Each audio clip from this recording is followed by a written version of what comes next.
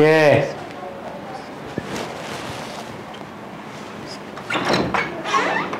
আসসালামু আলাইকুম আঙ্কেল। ঠিক আছে ঠিক আছে ঠিক আছে। ভালো আছেন আঙ্কেল? তুমি ভালো আছো? জি আঙ্কেল ভালো আছি। বসো। তারপর আসতে কোনো সমস্যা হয়নি তো? না আঙ্কেল, আসতে কোনো সমস্যা নেই আঙ্কেল। আসলে আঙ্কেল একটু জরুরি কাজ ছিল, ওই আমার বিয়ের ব্যাপারে একটা ফ্ল্যাট কিনছি তো নতুন। আচ্ছা আচ্ছা। তো ওইখানে পেমেন্ট দিতে যাবো, যদি আপনার মেয়েটাকে একটু আনতেন, একটু কথা বলে চলে যেতাম আবার। হ্যাঁ অবশ্যই শিওর। আর যদি পছন্দ হয় আঙ্কেল আসতে আমি কথাবার্তা ফাইনাল করে যাবো। আচ্ছা ঠিক আছে, বসো।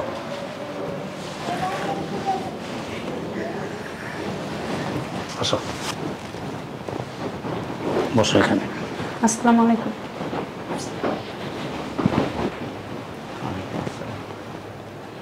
ভালো আছেন? আলহামদুলিল্লাহ ভালো আছি। আপনি ভালো আছেন? জি আলহামদুলিল্লাহ ভালো আছেন। জি আমার মেয়ে, যদি তোমার কিছু জিজ্ঞেস করার থাকে তুমি জিজ্ঞেস করতে পারো। এক্সকিউজ মি, জি। আপনি যদি কিছু মনে না করেন আমার সাথে আমি একান্তভাবে কিছু কথা বলতে চাই। না কিছু মনে করবো না, ঠিক আছে বলতে পারেন। আচ্ছা বাবা, তুমি একটু রুমে যাও। হ্যাঁ আচ্ছা ঠিক আছে। আমি ওনার সাথে একটু কথা বলি। আচ্ছা আমি আমার রুমে আছি, কিছু প্রয়োজন হলে আমাকে দেখো। ঠিক আছে।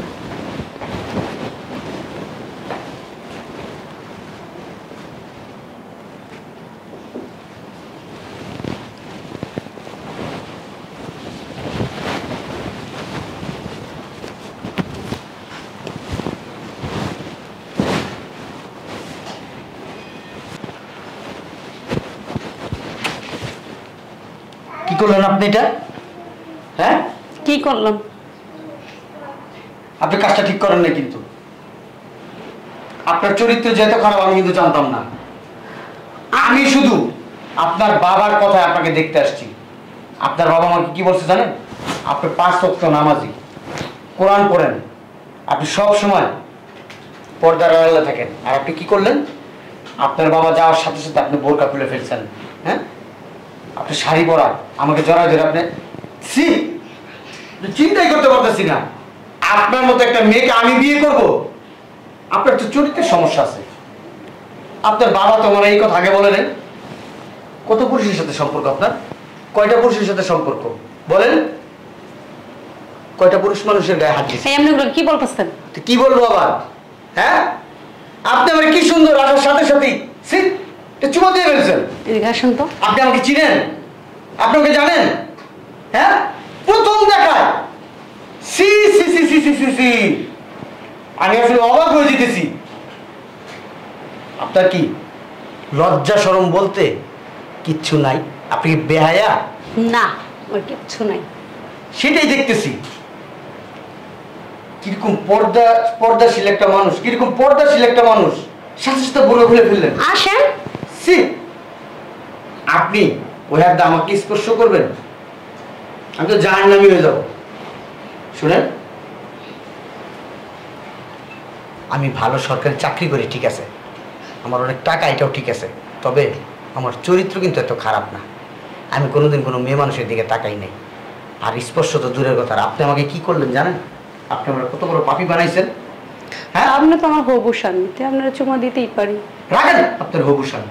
আপনার সাথে আমার বিয়ে হয়েছে? হ্যাঁ আপনার সাথে কি বিয়ের কথাবার্তা চলতেছে? আপনাকে দেখতে আসছি কেবল। আপনাকে কি আমি আংটি পরাইছি? হ্যাঁ এখন পড়াবেন। এদিকে আসেন তো প্লিজ। আরে আপনি কি শুরু করছেন? তো এই জায়গায় আপনি এরকম করতেছেন কেন? সমস্যাটা কি?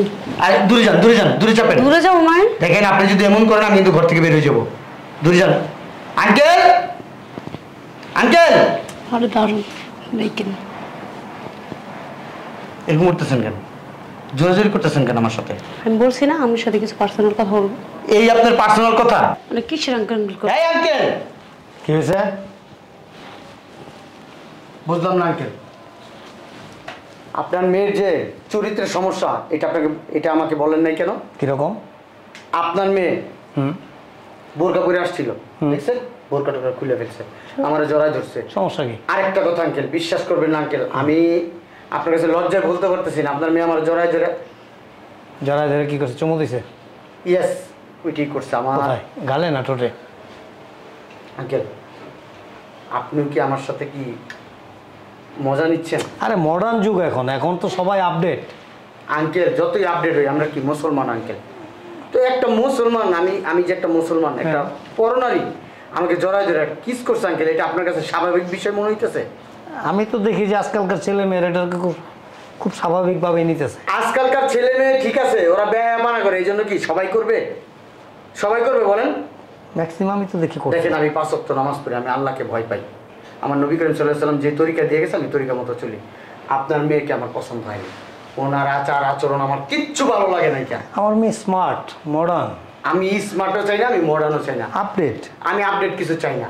আমি চাই ভালো একটা মেয়ে যে 5 ওয়াক্ত নামাজ পড়বে, কোরআন পড়বে, আমার সংসারটারে খুব সুখে রাখতে পারবে। আমি এরকম একটা মেয়ে চাই। আমি মডার্ন কোনো মেয়ে চাই না।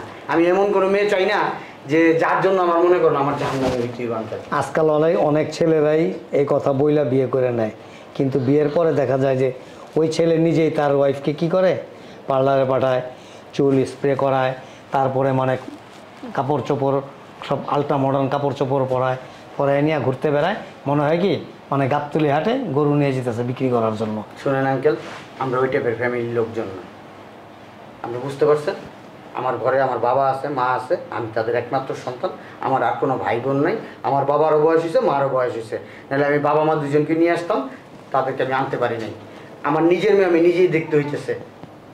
আঙ্কেল আসলে আমার মেয়েটা একটু স্মার্ট তো আঙ্কেল, আর এটা এটা গুনার কি আছে, এটা গুনার কি আছে? আঙ্কেল আমার বুঝায় লাভ নেই। আসসালামু আলাইকুম আঙ্কেল, আমি আসি। যদি আপনার মেয়ের মন মানসিকতার মতো যদি কোনো ছেলে পান, ওই ছেলের কাছে আপনারা বিয়ে দিন, আমার কাছে বিয়ে দেওয়া লাগবে না আঙ্কেল। আসলে আমি মানে কীরকম ছেলে চাচ্ছিলাম বা আমার মেয়ে কীরকম ছেলে চাচ্ছিল, এটা আমার মনে হয় তোমাকে আমি বুঝাইতে পারিনি। ঠিক আছে? না আমি বুঝতে পারছি আপনার ছেলে, আমি বুঝতে পারছি আপনার মেয়ে ওই সালমান খান, শাহরুখ খান, আমির খান, বাংলাদেশের ওই যে সাকিব খান, এই টাইপের ছেলে চাইনি। ব্যয়াপনা যারা করতে পারে তাদেরকে চায়। আমি এর ভিতরে নাই। আজকালকার মেয়েরা তো এরকমই চায়। আমি এরকম ছেলে না। ছেলেরা চায় যে ঐশ্বরিয়া রায়ের মতো সুন্দরী মেয়ে, তারপরে যে কি বলে আপনার ঋতুপর্ণার মতো, তারপরে ওই যে আরো অনেক নায়িকা আছে, এদের মতো সুন্দরী চায়, ওভার স্মার্ট চায়, খোলামেলা পোশাক পরবে, দেখতে ভালো লাগবে, হট দেখা যাবে, এরকমই তো ছেলেরা পছন্দ করে। দেখেন আঙ্কেল, আমি নিয়ত করছি যে মানুষ বিয়ের পরে, সবাই বিয়ের পরে আপনার হানিমুনে যায় না বিভিন্ন জায়গায়, আমি আল্লাহ তাআলার কাছে নিয়ত করছি আমার হানিমুনটা আমি মক্কা শরীফে যায় করব। ওইখানে আমি উমরাও করব, আমার ঘোরাও হবে, আমার হানিমুনও হবে। আমি চাই না আপনার মেয়ের মতো নেই। তোমার সিদ্ধান্তে কি তুমি অটল? আমি অটল। আসসালামু আলাইকুম, আমি আসি। শোনো শোনো, চাপ বসো। না, আমি ওনার পাশে বসবো না। আচ্ছা, এখানে আসো, আমার কাছে আসো। ওইখান থেকে দূর থেকে বলে তুমি আমার কাছে আসো, আমি তো কোনো মেয়ে মানুষ না।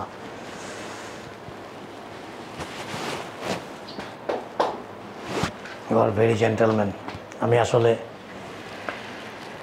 আমার মতো একজন পাত্র খুঁজছিলাম। বুঝলাম না আমি কিছু। বোঝো নাই? না, আমার মেয়ে এবং আমি, মাথায় কাপড় দাও, আমার মেয়ে এবং আমি, আমরা একটা ধার্মিক পরিবার। ঠিক আছে? আমরা খুব ফরেজগার লোক, 5 ওয়াক্ত নামাজ পড়ি। ইভেন আমার মেয়ে তাহাজ্জুদ নামাজ পড়ে, সে কোরআনে কারিয়ানা পড়া পড়ছে। আপনার মেয়ে? প্লিজ লেট মি ফিনিশ, আমাকে শেষ করতে দাও, তারপর তুমি সারাদিন বলবে, আমি সারাদিন শুনবো। শোনো, একজন বাবা হিসেবে শুধু আমি না, যে কোনো মেয়ের বাবা, প্রাপ্ত বয়স্ক ছেলে মেয়ে থাকলে বাবা মা যখন তার বিয়ে শাদী ঠিক করে, আমার মতে প্রত্যেকটা বাবা মায়ের যদি মেয়ে বিয়ে দেয়, ছেলেকে ভালোভাবে যাচাই বাছাই করে তারপর যেন সেই ছেলের হাতে তার মেয়েকে তুলে দেয়। এবং ছেলে বিয়ে করাইলে মেয়ের পরিবার, মেয়ের বংশ, মেয়ের চালচলন, মেয়ের চরিত্র সব কিছু যাচাই বাছাই করে তারপর যেন সেই মেয়েকে বিয়ে করায়। এটাই বাবা মায়ের দায়িত্ব আমি মনে করি। এখন আমি তোমার হাতে আমার মেয়েটাকে তুলে দিলাম। আমার মেয়ে তো ফরেজগার, 5 ওয়াক্ত নামাজ পড়ে, দেখা গেল তুমি মডার্ন, তুমি এগুলি পছন্দ করো না, আজকালকার ছেলেরা এটা করে না। এই জন্য আমি আর আমার মেয়ে মিলা তোমাকে জাস্ট একটু পরীক্ষা করার জন্য আমরা এই কাজটা করছি। আমি এবং আমার মেয়ে উভয়ে তোমার কাছে সরি বলতেছি। এটা ছাড়া আমার আর কোনো ওয়ে ছিল না। যদি তুমি আমার মেয়ের প্রস্তাবে বা আমার মেয়ের এই কর্মের জন্য যদি তুমি খুশি হইতা, তুমি প্লেস পেয়ে যেতা, তাহলে কি করতাম জানো?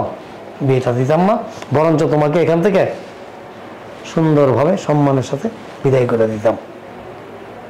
এখন তুমি চিন্তা ভাবনা করো যে আসলে আমি কি কাজটা ঠিক করছি কিনা। এবং আমি মনে করি তুমি আমার মেয়েকে বিয়ে না করো, অন্য কোথাও বিয়ে করো। তুমি এরকম যাচাই বাছাই করে তারপর বিয়ে করো। আর বিয়ের পর তোমাদের যে সন্তানাদি আসবে, হোক ছেলে হোক মেয়ে, তার বিয়ের ব্যাপারেও ঠিক এরকমভাবে যাচাই বাছাই করে তারপর বিয়ে শাদীর ব্যবস্থা করবা। এটাই আমি মনে করি যে আমাদের সবচাইতে গুরুত্বপূর্ণ জিনিস, এবং আমাদের এই কাজটা করা উচিত। আমি অনেকের কাছে শুনছি তুমি খুব ভালো এবং 5 ওয়াক্ত নামাজ পড়ো, ফরেজগার এবং সততা, নিষ্ঠাবান সব কিছু তোমার মধ্যে আছে, যার জন্য আমি কিন্তু নিজের থেকে তোমাকে নক দিছি যে বাবা আমার বাসায় আসো, আমার একটা উপযুক্ত মেয়ে আছে, তুমি দেখো এবং তুমি ওর সাথে কথা বলো। যদি তোমার ভালো লাগে তাহলে তুমি আমাকে বলবে, বিয়ে হবে, আদারওয়াইজ হবে না। তোমার উপর আমার কোনো জোর নাই। এখন সম্পূর্ণ চিন্তা ভাবনা এবং কি করবা এটা একমাত্র তোমার উপর ডিপেন্ডেবল। দেখো, সিদ্ধান্ত তোমার। সরি আঙ্কেল, আমি আসলে না বুঝে অনেক কথা বলে ফেলছি, অনেক ছোটোভাবে অনেক ছোট করে কথা বলছি, না। অপমান করছি। তুমি যে জিনিসটা করছো, তুমি যে সব নিষ্ঠাবান, এটাই তার পরিচয়। এবং এতে আমি তো কিছু মনে করি নাই, প্লাস আমি খুব প্রাউড ফিল করতেছি তোমাকে নিয়ে। আপনি একটা কাজ করেন আঙ্কেল, বলো। আপনি আমাদের বিয়ের 3 তারিখ আপনি নিজে একটা ডিসিশন নেবেন, নিয়ে আমাকে জানাবেন। আমি আসলে ওই তারিখ মতো আমি আপনার মেয়েকে বিয়ে করব। আর আমার বাবা অসুস্থ, মা অসুস্থ, তারা আসলে এত কিছু আয়োজনের ভিতরে তারা থাকতে কোনো পারবে না। কিছু আয়োজনের প্রয়োজন নাই। আমি, তুমি, আমার মেয়ে আর 2-4 জন আমাদের সাথে যাবে মসজিদে গিয়ে। আমরা কিছু খেজুর নিয়ে যাব, মসজিদে তোমাদের বিয়ে হবে। ওইখান থেকে তুমি তোমার বউকে তোমার বাসায় নিয়ে যাবা। ঠিক আছে। দ্যাটস এনাফ, আর কোনো কিছু দরকার নাই। আমি তো মানে তোমার মতো একটা ছেলে পাবো, সত্যি মানে নিজেকে খুব ভাগ্যবান মনে করতেছি আজকে। আসসালামু আলাইকুম। ওয়ালাইকুম আসসালাম। আসসালামু আলাইকুম, ভালো থাকবেন। আপনিও ভালো থাকবেন। শোন, এই ছেলে, তার বাবা মা এবং তাদের গোটা পরিবারটা ফরেজগার পরিবার। তার বাবা মা দুজনে বয়স হয়েছে আর খুব অসুস্থ। আমি ওই যে আমার এক বন্ধু আছে, মতিন সাহেব করে নাম, উনি আমাকে ওর ট্রেসটা দিছে। ওরা আমি আশা রাখি যে তুই আমার পরিবারের সম্মান রাখবি। ঠিক আছে, আয় বিধান।